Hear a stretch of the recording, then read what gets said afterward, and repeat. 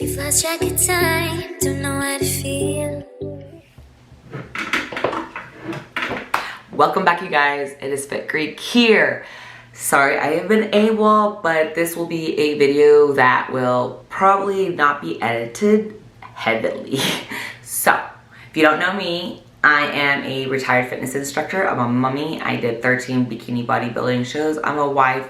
I do it all. So let's just get into the story. Turn out the lights and let's make a deal to just enjoy it. I'm not thinking about forever. I won't. So I know most people don't stretch like they should, and I am one of them. Yeah, so I decided to go to a chiropractor, and today's video is all about that. Let's not rely on them. July 9th, I ended up getting manhandled by a chiropractor. If y'all don't know, I have fibromyalgia, I have rheumatoid arthritis, and valley fever that I beat. Yes! Hooray to me. But with that being said, I'm also small framed and don't carry a lot of fat on my back and on my body for the most part. And this is kind of my physique right now. And so I decided to go into my chiropractor, which is The Joint. Yes, I'm putting it out there. I went to go see Dr. H, I'll say that. I told him I had gone to Key West and we did a bouncy wet slip and slide, whatever it was. Did something, overstretched my scapula, whatever. He then used an activator. I do not like my neck cracked and all that stuff. It is weird. And yes, that is a myth, you guys. You do not get arthritis from popping your knuckles. So what happens is when you pop your knuckles and crack them and all that, that pop sound is air going into the joint, which is just your synovial fluids and all that stuff. So what it does cause is weakening of that strength in your grip. Let's get that out of the air. So I also went to the chiropractor because the VA allotted me time in the past. So I'm like, okay, if they said it was okay, then I can do it. So July 9th rolled around. I told him I went to Key West, overstretches the scapula muscle and all that. He proceeded to work on that with the activator, which looks like a metal, old school chalk shooting gun thing. And it kicks out PSI. So some of them range from like 3 pounds to 27 pounds. Yes. And so for someone that's my small frame, I cannot handle that. That would destroy any person of my frame and physique's muscle. He has a lot of overweight fat clients that have heavy stomachs and need a lot of adjustment in the lower back. So it was Friday, 3:30. He was so excited about getting off of work, which I don't usually go in that late. I usually go in before I work out or right after. But apparently he looked like he was definitely wanting to get out of the office. So he confirmed before adjusting me. He has a table and he did confirm that I have rheumatoid arthritis. And then still proceeded to adjust me. And when he went to do the drop table, you guys, I have silicone implants. Those don't pop. I've already popped one.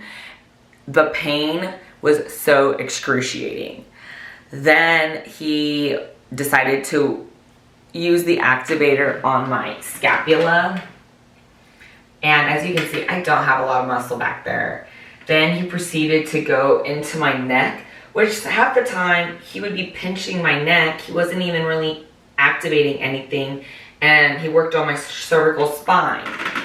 So then from there, he just works his way down, worked on my lower back. So when he had me cross over and crack my back, because usually he'll put pressure, like he'll kind of do a bounce. It's almost kind of like a ballistic stretch almost. But I had already cracked or popped, whatever you want to say. No, he insisted to still ballistically jump on me. Then he worked, thank God he never touched my knees, but then he worked his way down to my ankles, then to my shoulders. And the whole time, this one adjustment was just so painful, and I'm kind of squirming around, and he's never asked me once if he should stop. So then he went in to adjust my shoulders, and then he went to go adjust my left. And when he went to go adjust my left, I heard a pop. Not a crack or a pop, like someone popped your like tendon. So the insertion between your shoulder, like your front delt, to that insertion of right there, that is right where that tendon, because you have a long head and a short head of a bicep, hence two. The long head, I think, was the one that popped. And then he went to my elbows. My elbows don't really, like, I can't even look. The pain is severe right now, you guys, but I feel like you guys need to know where I've been. So he went and then adjust my elbows, and I'm double jointed too. I used to do gymnastics back when growing up. Then he went to go adjust my wrist, and I was still cringing, like I'm like moving with it, because it grosses me out to hear these pops, and I never popped any of this, and I never had these issues ever until July 9th. But I literally like felt that like crack or pop or whatever he was doing. Then he went further down to finish off with my fingers, and I mean, he's snapping them hard as heck.